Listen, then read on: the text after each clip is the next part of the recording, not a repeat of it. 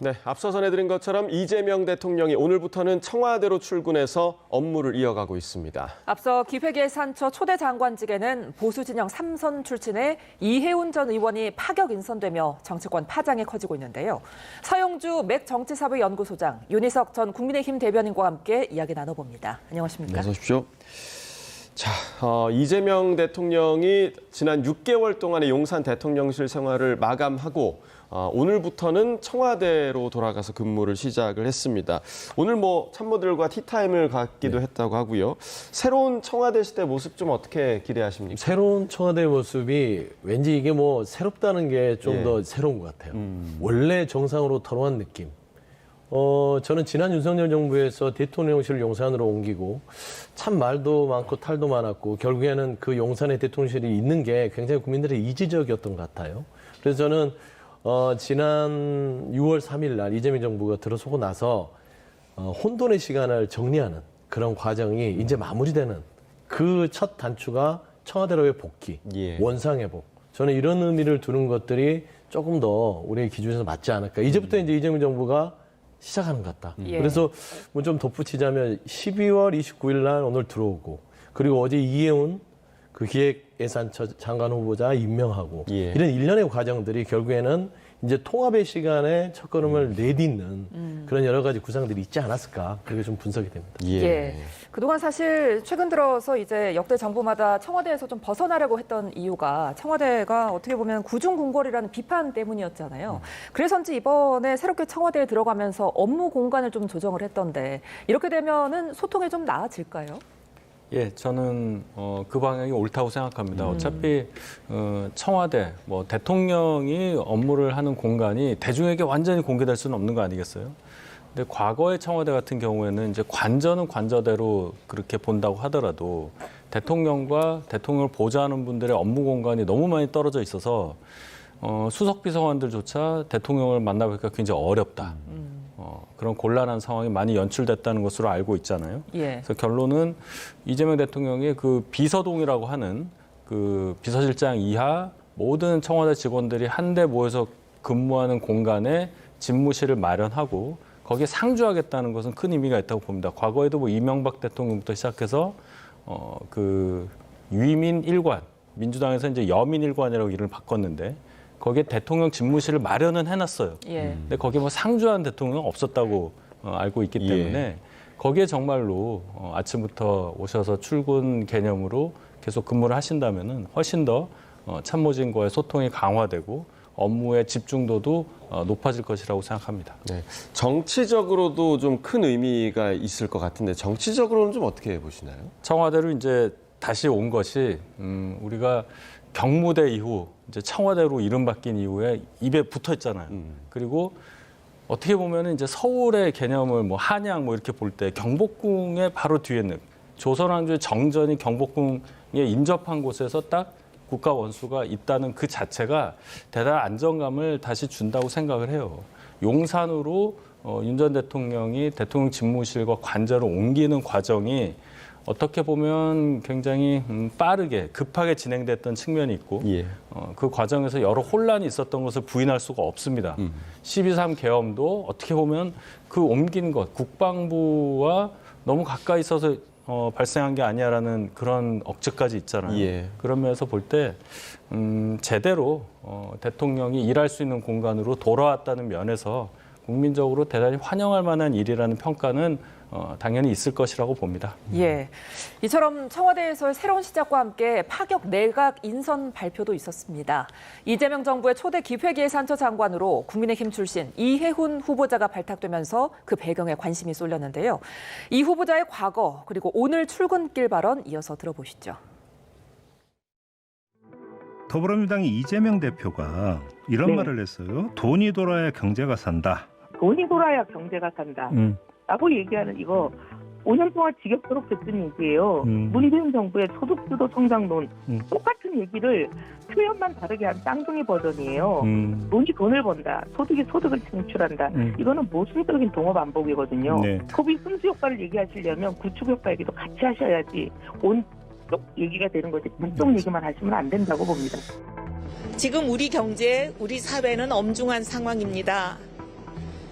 이런 시기에 기획예산처 초대장관 후보자로 지명된 데 대한 소감은 무거운 책임감이라는 말로만은 부족한 것 같습니다. 지금 우리가 경제가 성장 잠재력이 훼손되는 구조적이고 복합적인 위기에 직면해 있다고 봅니다.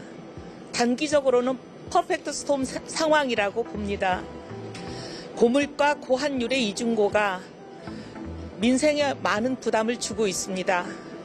그리고 중장기적으로는 회색 코뿔소 같은 상황이라고 봅니다. 네, 이해훈 후보자의 과거 발언을 보면은 경제를 바라보는 관점이 이 대통령과 좀 다른 것 같거든요. 네, 그럼에도 불구하고 임명한 이유 뭐라고 봐야 될까요? 다를 수 있죠. 그리고 경제 상황 자체가 어떤 단편적인 가치 이념으로 따라가는 건 아니에요. 복합적인 거죠. 예. 정치라는 입장에서는 여야가 서로의 가치의 신념 자체가 명확하게 한 노선으로 가는 게 맞을 수 있다고 봅니다. 하지만 행정 영역으로 넘어와서는 복잡다단한 여러 가지 시각들을 모아놓고 궁극적으로 국민들한테 어떤 방식을 채택하는 것들이 더 혜택이 될 것인가라는 게 저는 행정 영역이라고 보는 거예요. 그래서 저는 사실 이재명 대통령께서 이해훈 국민의힘 그 전 의원을 발탁한 게 여야 공이 놀라운 일일 수 있죠. 하지만 행정부의 수반으로서 나라를 조금 더 단단하게 하고 위기를 관리하려면 최소한 행정은 정치 영역에서 좀 떨어져야겠다는 결단을 한 게 아닌가. 그러니까 그동안 지난 정부라든지 역대 정부에서 실패했을 때는요. 행정이 정치의 투쟁 수단으로 쓰였어요. 행정은 행정해야 되는데 행정이 마치 정치의 연장선처럼 돼서 예. 끊임없이 정치의 갈등을 초래했던 게 행정인데 예. 이재명 정부 들어서는 좀 나름대로 상가했잖아요. 이 입법부에는 입법부가 알아서 하시고 행정은 행정으로 하겠다라는 차원에서 저는 정치인 이해훈 전 의원의 여러 가지 발언들은 논란이 될 수 있다고 저는 분명히 예. 보지만 행정가로서의 시작을 함에 있어서는 이재명 정부의 다양성을 책임질 수 있는 하나의 역할을 할 수 있는 보수의 스펙트럼의 앵글을 가져왔다는 측면에서 좀 바라보는 게 더 합리적이지 않을까 좀 네. 그렇게 평가하고 있습니다. 자, 다양성이라는 키워드를 짚어주셨는데 조금 전에 저희가 이제 녹취를 본 것처럼 과거의 발언과 오늘의 발언이 다른 모습을 볼 수 있고 그리고 보통 이제 대통령들이 내각 구성을 할 때 국정 철학이 같은 인물들 중심으로 내각 구성을 해서 뭐 코드 인사다라는 비판도 많이 듣고는 하는데 사실상 이렇게 같이 갈 수 있는 존재인지 예, 물음표를 좀 던지시는 분들도 있을 것 같아요. 저는 이재명 대통령이 역발상을 했다고 생각합니다. 지금 맡은 장관직이 기획예산처 장관이잖아요. 특히나 이제 예산 편성에 집중할 수밖에 없는 조직인데 이재명 대통령이 정부를 끌고 감에 있어서 예산을 어디에 중점을 두고 짜겠느냐 하는 생각을 보여주는 거죠. 기본소득이라든지 뭐 소비 쿠폰이라든지 이런 식으로 소비를 좀 진작시키는 또 재정을 풀겠다.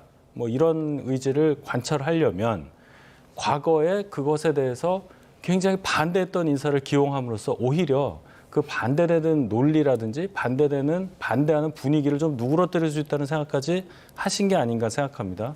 그 공직 제안을 받아들이는 것은 그 대상이 된 사람 개인이 판단할 문제인데 이해훈 전 의원은 그것을 받아들인 겁니다.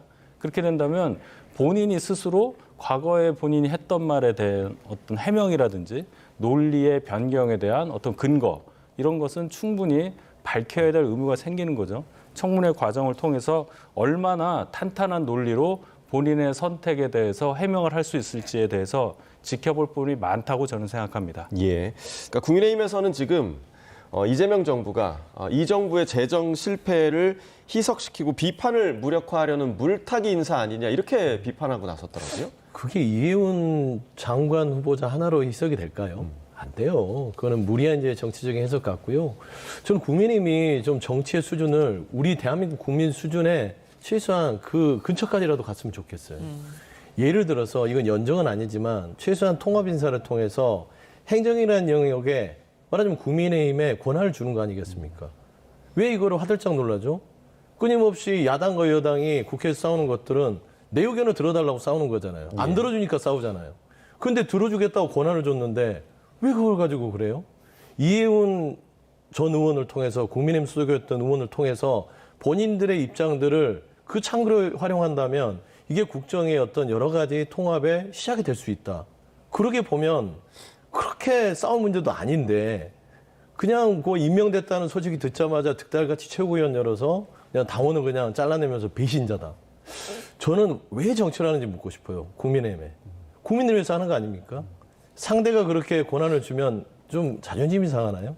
저는 그런 부분에서 우리가 여야 이 진영을 넘어서 사실상 국민을 위한 어떤 선택들이라면 조금은 이런 부분들에 있어서는 이성을 찾고 접근하는 게 좋지 않을까? 좀 그런 저는 생각이 있습니다. 예, 이런 상황 속에서 이 후보자가 자신의 SNS를 깔끔하게 정리를 했습니다. 아무래도 그 전에 올렸던 이 대통령에 대한 비판글이 혹시나 발목을 잡지 않을까 이런 우려 때문일까요? 그거는 뭐 다 공개돼 있었고 아시는 분은 알기 때문에 그걸 뭐 지웠다고 해서 그게 없어지는 건 아니지 않습니까? 본인이 스스로 좀 걸리는 부분이 많다는 것을 스스로 밝힌 거라고 볼 수밖에 없는 거고 왜 저희가 이렇게 격앙된 반응을 볼 수밖에 없냐면 현직 당협위원장이었어요. 예. 그리고 당의 활동에 굉장히 적극적으로 참여한 분이었기 때문에 발표 당시에도 그 측을 들고 있었다는 것. 또 인사검증 과정에서 분명히 한 3주 전에 먼저 통보를 받았다는 거 아니에요? 그럼 그다음부터는 적어도 신변 정리를 했어야 하는데 그것도 없이 그냥 갔다는 게 어떻게 보면 도의적으로도 말이 안 되고 본인 이름으로 지금 현수막 붙어 있는 거 보면은 이재명 정부 그냥 어떻게 타도하자 이런 얘기란 말입니다. 이걸 어떻게 이해하느냐는 차원에서 반응할 수 없는 겁니다. 반응할 수밖에 없는 거고. 예. 이런 생각을 해봐요. 지금 저희 당이 이성을 잃고 국민을 위한 정치를 하지 않는다고 하셨는데 윤석열 정부 중간에 저희가 총선 지고 난 다음에 얼마 되지도 않았습니다. 박영선 전 의원에 대한 총리 기용설, 양정철 씨에 대한 뭐 기용설 이런 것들이 있었을 때 민주당에서 어떻게 반응했습니까? 그때를 한번 돌이켜 보면은 이걸 이성의 영역에서 판단하는 것과 달리 다른 정치적인 의미도 분명히 있다는 것을 말씀해 주셔야 합니다.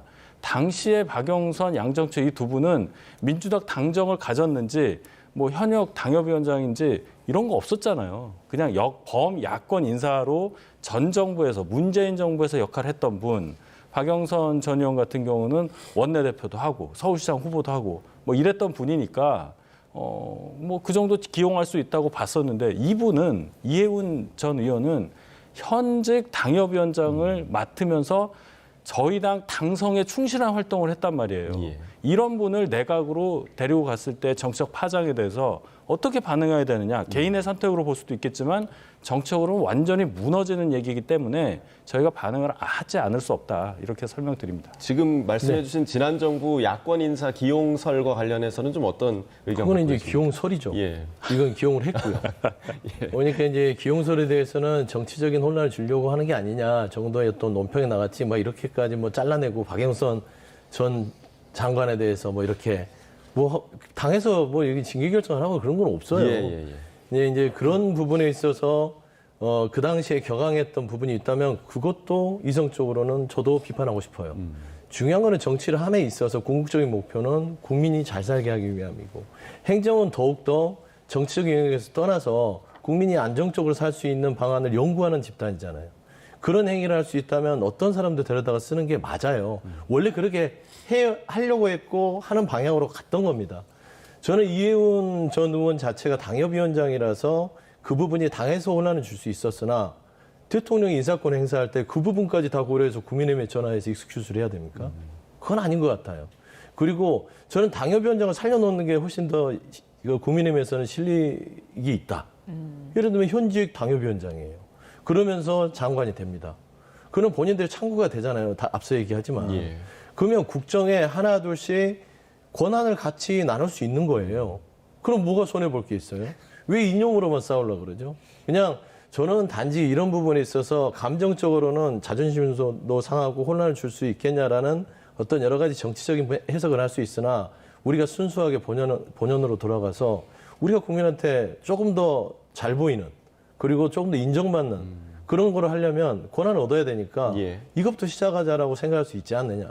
라서 저는 그 부분을 조금 더 순수하게 좀 생각했으면 좋겠고 다만 이해운 전 의원이 했던 발언들 직전에 걸었던 현수막들 이런 거는 뭐 이제 본인이 인사청문회에서 분명히 납득할 만큼의 어떤 해명이 없으면 저조차도 굉장히 불편할 것 같아요. 하지만 행정의 영역만 따지고 봐서는 너무 정치적으로만 해석하지 않았으면 좋겠다. 저는 그런 입장입니다. 예. 하실 말씀 있으신 것 같은데요. 굉장히 많죠. 그 직전까지 당에서 아무도 몰랐다는 상황을 아셔야 합니다. 뭐 통로로 사용하라는 얘기인데요. 현직 당협위원장이 그럼 내각에 상대 당의 당협위원장이 내각에 들어갔다고 해서 야당이 그 통로를 통해서 국정에 참여한다? 넓게 보면 이걸 연정이라고 뭐 말씀하시고 싶어 하는 것 같은데 이건 연정이 아니라 그냥 개인적으로 간 거라고밖에 볼 수 없어요. 저희 당과 지금 예를 들어서 민주당이 연정이라는 것을 할 만한 분위기를 갖고 있느냐 그런 거 절대 아니고요. 저희 당 보고 여당은 좀 없어져야 될 정당이라고 하고 있는 상황에서 무슨 연정을 운운하고 계십니까? 이건 그냥 개인적으로 정책 소신을 버리고 관직을 쫓아 간 거예요. 거기에 대해서 저희가 정책으로 반응하지 않을 수 없다는 것을 거듭 강조합니다. 저는 이제 연정이라고 얘기한 건 제 의도하고는 다른 거고, 저는 대통령 입장에서는 이제 통합의 어떤 그 시작을 알리는 거다. 그러니까 사실 돌아보면 이해훈 전 의원이나 유승민 전 의원 같은 부분들은 보수 내에서도 합리적이고 나름대로 쓸만한 인재였는데 지난 정부에서 쓰임도 못 받았어요. 근데 이 정부 들어서 이 사람들의 쓰임새가 있다니까 보수 인사를 하더라도 현직 당협위원장도 데려다 쓰는 겁니다. 저는 그런 부분에 있어서의 어떤 여러 가지의 정치의 본연의 임무를 생각해야지 우리가 네 편 내 편 배신자론을 해서 결국에는 편을 딱 갈라놓고 일이 넘어가면 너는 끝이야 라고 하는 게 이게 국민통합에 도움이 되는지에 대해서는 좀 고민이 필요하지 않을까. 아니, 민주당의 당대표가 저희 당 보고 윤어게인 주장한다고 없어져야 할 당이라고 계속 오늘도 어제도 그제도 얘기를 하고 있는데 이해훈 전 의원은 윤어게인 주장했던 분이에요. 집회도 많이 가고 저희도 이해가 안 가요. 이걸 어떻게 민주당 정권에서 해명을 할 건지에 대해서 궁금하다니까요. 네. 그러니까 저희들이 반응하는 것에 대해서 이상하다고 하시지 말고 민주당 내부에서 왜 대통령이 이런 분을 장관으로 지명했는지를 정리하고 말씀을 해주셔야지 저희 당 보고 없어져야 될 정당이라고 하면서 품는다? 그럼 어느 말을 저희가 들어야 하는 겁니까? 장동혁 지도부는 저도 개인적으로 없어져야 될 그런 지도부 같아요. 여전히 윤 어게인은 품고 있으니까. 근데 이해은 의원은 그 당론에 따라갔던, 그러니까 밀려나기 싫어서 적당히 휩쓸려 갔던 그런 정치인이라서 반성은 해야 될 건데 본인도 후회한다고 입장을 밝혔고 청문회를 통해서 본인의 어떤 그런 여러 가지 오해를 해명을 하면 저는 충분히 된다고 봐요. 뭐 속된 말로 제가 개인적으로 생각하는 것은 김기리 변호사 데려오는 거 아니거든요. 그래서 저는 이런 부분에서 너무 이렇게 지금 장동혁 지도부와 이해운 이 후보자를 이렇게 동치시키는 건 조금 무리수가 있다. 저는 그래 봅니다. 예. 이번 발표로 정치권도 적지 않은 충격을 받은 모습인데요. 여야 반응 듣고 오겠습니다. 저도 역시 깜짝 놀랐죠. 그러면서 든 생각이 네. 이게 이재명 대통령 아니면 또 이재명 대통령의 그 실용이라고 하는 그 의지가 아니면 할 수 없는 정말 그야말로 깜짝 놀랄 만한 일이다. 오죽하면 지금 대한민국에 이런 어떤 충격적인 어떤 인사라도 통합이 필요하다라고 하는 그 통합의 결과가 잘 나오도록 청문회를 지켜봐야 한다 이런 입장이고요. 네. 이해훈 지명자 당사자도 윤석열을 옹호했던 발언과 행동에 대해서 분명하게 청문회에서 입장을 밝히고 국민의 한 사람으로서 국민 앞에 사과하고 사죄할 건 해야 된다. 저는 양심도 없다고 생각하는 것이 우리 당 서울 중앙에 있는 당협위원장이잖아요. 그 당협위원장 하면서 이재명이 혹시 지명 안 할까봐 끝까지 당협위원장 자리 지키고 있었고요. 또 그 당협위원장 자리를 가지고 막 그 오세훈 서울시장한테 축사도 요청을 하고 끝까지 이 자리를 지키듯이 하다가 오늘 발표가 나버린 겁니다. 구구절절 변명을 썼더라고요. 성장과 복지 어쩌고 저쩌고 하면서 뭐 이재명을 존중한다는 식으로 했는데 본인이 배신하고 변절했으면 입 닫고 그냥 검증이나 받을 일이지 본인 변명하지 마십시오. 저는 이거는 용서할 수 없는 일이라고 생각하고요. 보수의 자존심도 없습니까? 보수 세력이 극우 노선을 걸으며 집권해도 국민의 삶이 나아지지 않으니 결국 사람들은 등을 돌렸습니다. 누군가 등을 돌렸다면 왜 떠났는지 그 이유를 살펴야지 떠난 사람을 저주해서 무엇을 얻겠습니까? 탈영병에 목을 치고 배신자로 손가락질하는 것이 지금 우리가 해야 할 일입니까? 지금은 이해훈 전 의원을 배신자로 몰아설 때가 아니라 보수 진영이 국민께 매력적인 비전과 담론을 제시하며 희망을 드려야 할 때입니다. 네, 여당 내에서도 지금 반응이 갈리고 있고 그런 만큼 청문회 통과가 뭐 쉽지만은 않을 것 같습니다. 특히 아까 두 분이 논쟁하셨던 부분, 그러니까 이 후보자가 과거에 윤어게인 집회에 참석했던 부분도 좀 공방일 것 같은데 이 후보자가 당시에 당협위원장 신분으로 당의 입장을 따라갔던 거다. 그리고 개인적으로는 계엄에 반대한다 이렇게 밝혔지만 뭐 알고 보니까 이제 집회에서 상당히 좀 옹호하는 발언들을 많이 했다고 해요. 이 부분은 어떻게 봐야 될까요? 그 자당의 당협위원장이니까 그렇게 얘기를 해야겠죠. 근데 차라리 침묵을 하지 왜 그랬을까? 그 부분은 이제 본인이 그 상세하게 얘기를 해야 될 부분입니다. 정치적으로 살아남기 위해서 했다든지 뭐 여러 가지가 있겠죠. 저는 그 영역까지는 제가 판단할 수는 없는 것인데 저는 이준석 대표의 말이 보수가 지금 장동혁 지도부가 들어야 될 말입니다. 왜 등을 돌리는지. 본인들이 유능하다면 이 지도부에 미래와 희망이 있다면 등을 돌리겠어요? 버티죠. 아니 자존심이 있다면 정말 그 자존심이 누구를 위한 자존심인지 저는 그걸 장동혁 지도부가 돌아봐야 된다고 봅니다. 저는 이준석 대표의 말도 참 맞는 말을 좀 하신 것 같고 두 번째 엊그제 있었던 한동훈 전 대표의 말도 저는 기억이 나요. 컨벤션 센터에서 변화할 수 있는 용기. 변화할 수 있는 용기가 필요한 겁니다. 저는 이은 전 의원을 저는 그렇게 개인적으로 판단하는 건 변화하겠다는 용기를 낸 거다라는 측면에서는 그는 그대로 나름대로 그 용기에 대해서 평가를 받을 것이기 때문에 사실상 자존심 운운하면서 윤어게인 세력 안에서 안주하는 세력보다는 훨씬 더 저는 희망적이지 않을까 좀 그렇게 평가합니다. 예, 지금 그 조금 전에 저희 녹취 중에서 이준석 개혁신당 대표의 이야기는 좀 어떻게 들으셨습니까?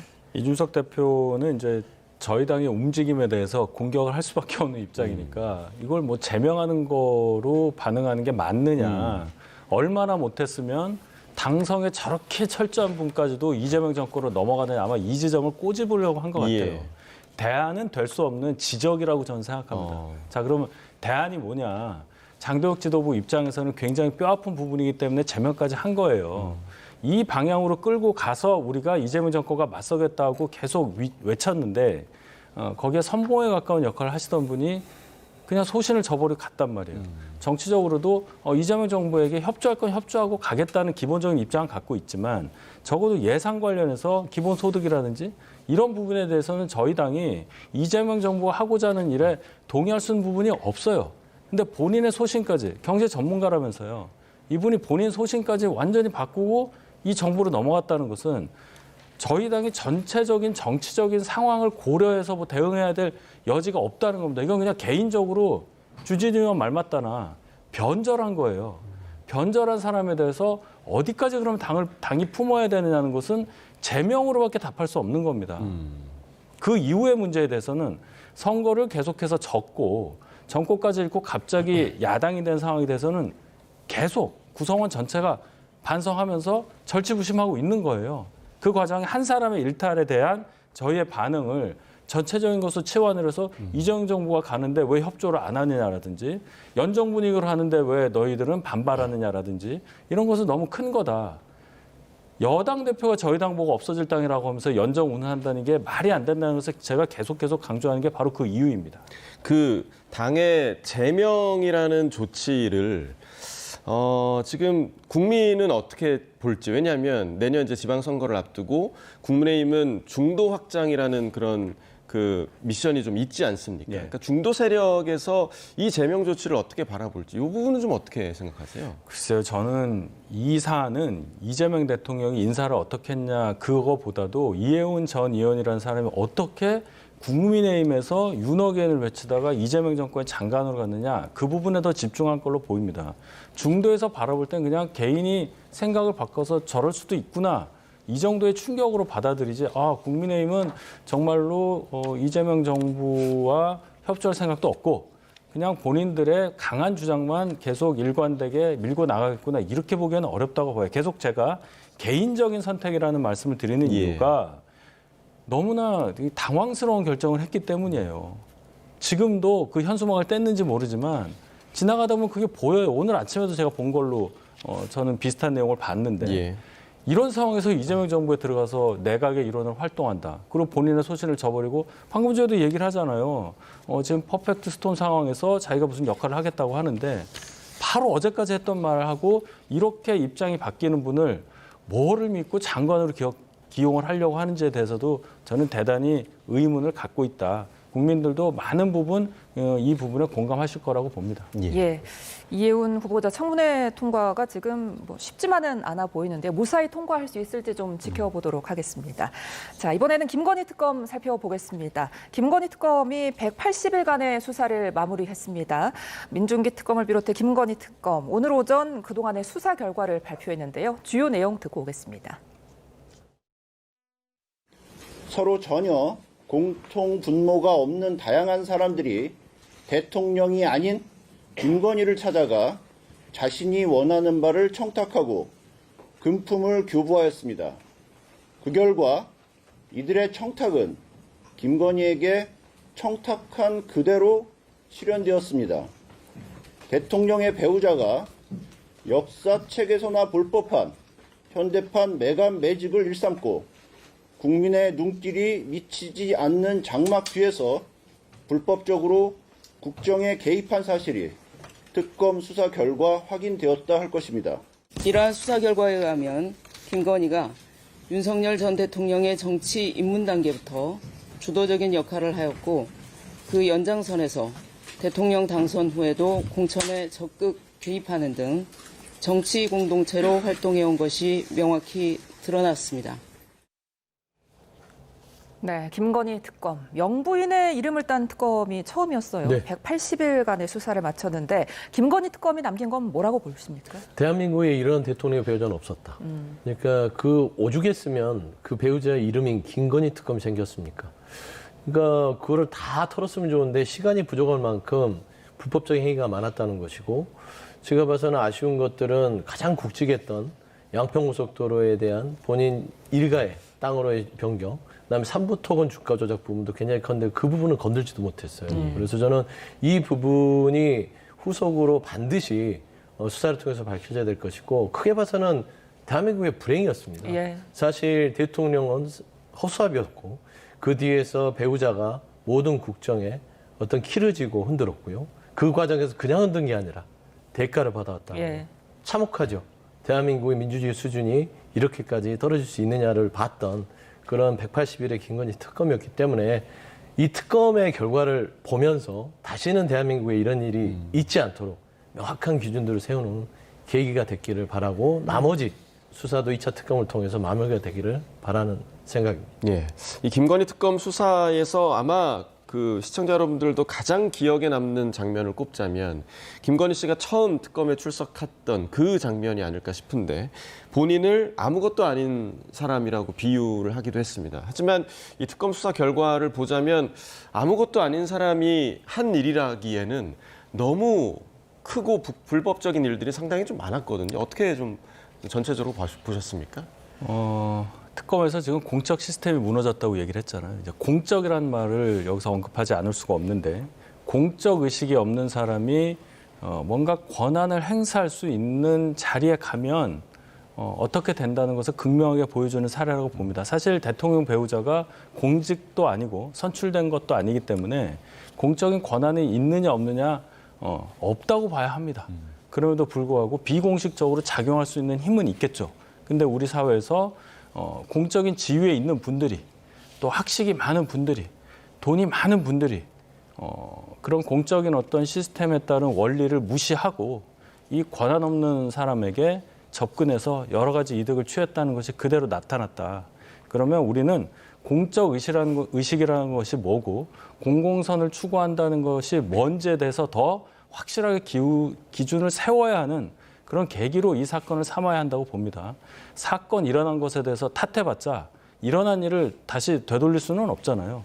앞으로 뭐 선거를 하든 어떤 인사를 해서 누구를 발탁을 하든지 간에 공공선을 추구할 수 있는 그런 공적 의식을 가졌느냐 안 가졌느냐 이걸 기준으로 실행을 하면 큰 문제가 없을 걸로 보고 그런 차원에서도 대통령의 이해훈 전 의원 기용에 대해서 많은 의문이 남는다. 이렇게 말씀드리겠습니다. 예, 김건희 특검 뭐 여러 성과도 있었지만 막판에 논란도 있었습니다.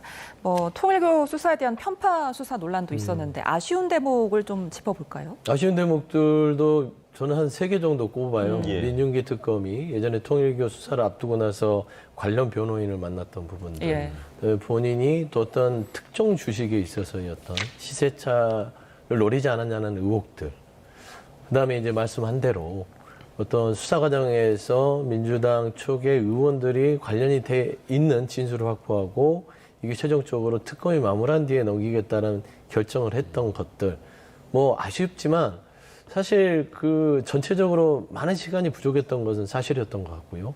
그리고 관련자들이 증거인멸을 할 만한 충분한 시간들을 가진 상태에서 들어갔다. 왜냐하면 그 김건희 씨에 대해서는 윤석열 정부에서는 아예 수사 자체를 못했기 때문에 처음부터 시작하는 단계였기 때문에 저는 이 미완으로 끝날 수밖에 없는 특검이었다고 봅니다. 그래서 저는 아쉬움이 어느 정도 남으나 그래도 이 짧은 시간 내에 최선을 다한 그런 결과지 않았을까. 저는 그렇게 또 평가를 해주고 싶습니다. 지금 그 말씀하신 미완으로 끝날 수밖에 없었던 특검이었다라는 부분 때문에 사실상 민주당에서 또 2차 특검을 계획하고 있는 거 아니겠습니까? 그러니까 계속해서 전국 자체가 특검 전국으로 흘러가는 이 분위기에 대해서는 좀 어떻게 보세요? 정부 여당의 책임이라는 것을 알고 말씀하시는 건지 지적하지 않을 수가 없어요. 김건희 특검이라는 얘기는 윤석열 정부 때부터 계속해서 나온 얘기입니다. 민주당이 계속 준비를 했죠. 3번 정도 본회의에 올렸던 거 아니에요? 그런 다음에 정권이 바뀌고 나서 이 특검이 성립을 한 건데 그러면은 김건희 특검이라는 걸 만들어서 뭘 수사하겠다.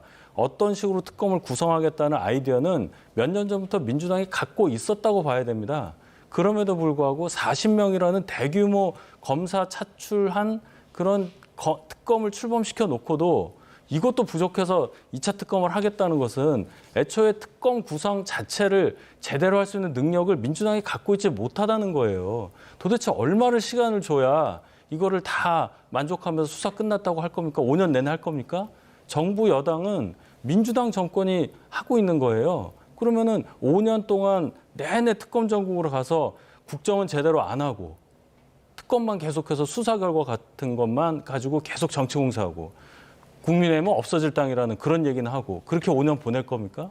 그래서 그 5년 지난 다음에 국민의 평가를 제대로 받을 만한 자신이 있는 거예요. 능력이 없으면 능력이 없는 대로 국민께 제대로 솔직하게 얘기를 하고 다음 스텝으로 넘어가야 되는 게 저는 맞다고 봅니다. 2차, 3차 특검을 해도 민주당이 갖고 있는 무능력을 기반으로 한 특검 구성은 국민들께서 그렇게 잘했다고 평가받을 만한 결과가 나오지 않을 것이라고 저는 단언합니다. 알겠습니다. 끝으로 이 부분도 좀 짚어보겠습니다. 민주당 김병기 원내대표. 이번에는 배우자가 업무 추진비를 사적으로 사용했다면서 고발장이 접수됐거든요. 지금 이 부분 어떻게 보고 계세요? 일단 김명기 원내대표에 대한 여러 가지 이제 의혹들이 쏟아지기 시작했죠. 물론 이제 여러 가지 또 대응들을 하고 있고 원내대표 입장에서는 정치적인 중압감을 많이 느끼는 것도 사실인 것 같아요. 당내에서도 이거 거취를 좀 표명해야 될 상황까지 온 게 아닌가. 저는 개인적으로 생각했을 때는 각자의 주장이 다르기 때문에 이 부분은 정치적 영역이 아니라 사법적인 영역에서 다투고 김병기 원내대표가 정치적 책임을 지는 게 낫지 않겠냐라는 생각이 있었는데 이제는 방어선이 좀 무너진 것 같다. 그래서 이걸 계속해서 갖고 가면 김병기 원내대표가 정치인으로서 회복 불가능한 상황까지도 가질 수 있지 않을까라는 염려가 됩니다. 그래서 저는 조속히 본인의 어떤 정치의 앞으로의 행보와 그다음에 당내 특히 집권 여당 그리고 이재명 정부가 새롭게 통합 인사를 하면서 출발하는 이 상황 속에서 좀 이제 결단의 시간이 필요한 그런 시점이 아닌가. 그래서 저는 어떻게 방어하기가 쉽지 않아요. 자, 방어선이 무너졌다. 그만큼 이제 민주당 내에서도 김병기 원내대표를 방어해 줄 수 없는 그런 의혹들이 계속해서 터져 나오기 때문에 아마 이렇게 얘기를 하시는 것 같은데 국민의힘에서는 지금 거의 뭐 총공세를 펴고 있더라고요. 네, 더 세게 공격해야 됩니다. 저 정도 일을 벌이신 분은 국민을 대표할 자격이 없다고 단언합니다. 모든 가족이 비리에 다 연루가 돼 있어요. 배우자부터 시작해서 장남, 차남까지 그 종류도 다양하고 가짓수도 많습니다. 이 정도 드러난 그리고 굉장히 확실하잖아요, 증거가. 그런데도 뭐 원내대표직을 유지하냐 마느냐 수준에서 지금 민주당이 대응을 하는 모양인데 저는 국회의원직 유지하는 것이 결코 맞지 않다 이렇게 생각하고 민주당에서 의원도 많으신데 한 명 정도 의원에 대해서 읍참마속의 심정으로 결단하는 것 그렇게 큰 손해는 아니라고 봐요. 민주당에서 좀 더 과감한 결단을 통해서 국민의 의사에 화답하는 정부 여당의 모습을 보여주기를 기대합니다. 네, 지금 뭐 의원직 사퇴까지 네. 그 염두에 두고 말씀을 하신 것 같은데 내일 입장 발표를 한다고 하더라고요. 그러니까 김병기 원내대표도 지금 당내 이런 분위기를 알고 있지 않겠습니까? 어느 선까지 메시지가 좀 나올 것으로 예상하십니까? 일단 아마 내일 발표하는 것들은 이미 좀 예고가 됐던 것이고요. 예. 내일 입장은 이 사안에 대해서 상세히 해명을 하고 그리고 본인을 믿어주면 끝까지 어느 정도 있어서의 문제를 해결하겠다. 그러니까 직 유지에 대한 아마 입장이 되지 않을까 싶어요. 근데 이게 계속해서 그거를 직 유지를 가지고 갔을 때 쏟아진 의혹을 어떻게 감내할지. 이제는 이제 개인적으로 감내할 시간이 지나버리면 이게 당내로 이제 번지기 시작하면 예. 걷잡을 수가 없어요. 그래서 저는 이제 의원직 사퇴는 정치적인 공세인 건 같은데 그 지경까지 가지 않도록 원내대표직에 대한 어떤 거치 표명 정도가 재빠르면 좋겠다. 저는 내일까지 갈 필요 있느냐. 오늘 정도 입장을 발표하고 털고 가는 것도 저는 지혜로운 어떤 결정이지 않을까 생각합니다. 네, 자 김병기 원내대표의 입장 표명까지 저희가 좀 지켜봐야 할 사안인 것 같습니다. 서영주 맥정치사회연구소장 윤희석 전 국민의힘 대변인과 이야기 나눠봤습니다. 고맙습니다.